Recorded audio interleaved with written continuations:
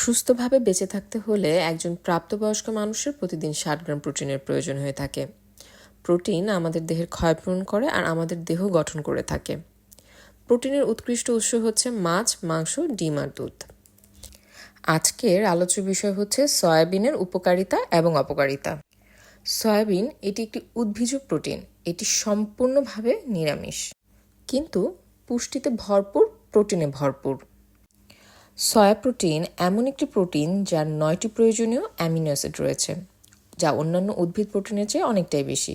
এটি প্রচুর স্বাস্থ্য উপকারিতা রয়েছে, যেমন সয়া প্রোটিন কোলেস্টেরল মাত্রা, কম ঘনত্বের লাইপোপ্রোটিন, এলডিএল বা খারাপ কোলেস্টেরল এবং ট্রাইগ্লিসারাইড কমাতে সহায়তা করে। প্রতিদিন সয়া প্রোটিন খাওয়া যাবে কি?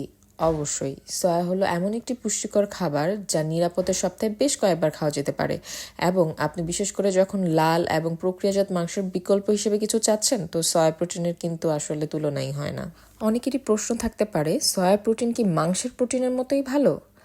প্রাণীজ প্রোটিনের পরিবর্তে সয়া প্রোটিন খাওয়া খারাপ কোলেস্টেরল এবং ট্রাইগ্লিসারাইড কমাতে দেখা যায়, যা হৃদরোগের সাথে যুক্ত থাকে। এবং অন্যান্য গবেষণায় দেখা গেছে যে সয়া রক্তের শর্করা নিয়ন্ত্রণ এবং শরীরের ওজন কমাতেও কিন্তু বিশেষ অবদান রাখছে। ওজন ও রক্তে চর্বি কমাতে ইদানিং অনেকেই সয়া প্রোটিনের দিকে ঝুঁকছেন। সয়া খেলে ওজন কমে এমন একটা ধারণা কিন্তু রয়েছে, কিন্তু আসলে কি ওজন কমে? সত্যি বলতে কি, এ নিয়ে এখনও বিস্তর গবেষণা চলছে, কিন্তু একথা ঠিক, সয়া আমিষ ও আঁশের এক চমৎকার সমন্বয়। সয়াবিন নাকি চিকেন, কোনটায় রয়েছে উৎকৃষ্ট মানের প্রোটিন? আমাদের শরীরের অত্যন্ত গুরুত্বপূর্ণ একটি ম্যাক্রোনিউট্রিয়েন্ট হলো প্রোটিন।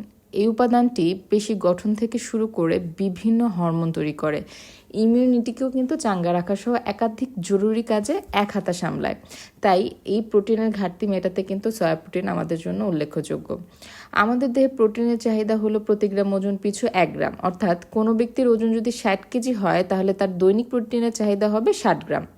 আর এই মাইক্রোনিউট্রিয়েন্টের চাহিদা পূরণ করতে গিয়েই কেউ চিকেন খান, তো কারো পছন্দ সয়াবিন।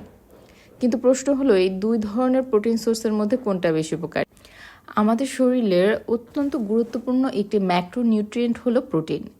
এই উপাদানটি পেশি গঠন থেকে শুরু করে বিভিন্ন হরমোন তৈরি, ইমিউনিটিকে চাঙ্গা রাখা সহ একাধিক জরুরি কাজ একা হাতে সামলায়। তাই যেন এই 3 প্রকারের দেহ প্রোটিনের ঘাটতি মেটাতে সয়া প্রোটিন কিন্তু উল্লেখযোগ্য। আমাদের দেহে প্রোটিনের চাহিদা হলো প্রতি গ্রাম ওজন পিছু 1 গ্রাম, অর্থাৎ কোনো ব্যক্তির ওজন 60 কেজি হলে তার দৈনিক প্রোটিনের চাহিদা হলো 60 গ্রাম। আর এই ম্যাক্রোনিউট্রিয়েন্টের চাহিদা পূরণ করতে গিয়েই কেউ চিকেন খান, তো কারো পছন্দ সয়াবিন। আমাদের অতি পরিচিত সয়াবিন হলো একটা প্রোটিনের ভাণ্ডার। এক্ষেত্রে 100 গ্রাম সয়া প্রোটিন থেকে প্রায় 50 গ্রাম প্রোটিন মিলবে। তাই নিয়মিত সয়াবিন খেলে যে অনায়াসে এই ম্যাক্রোনিউট্রিয়েন্টের ঘাটতি মিটিয়ে ফেলা সম্ভব হবে তা কিন্তু বলা বাহুল্য।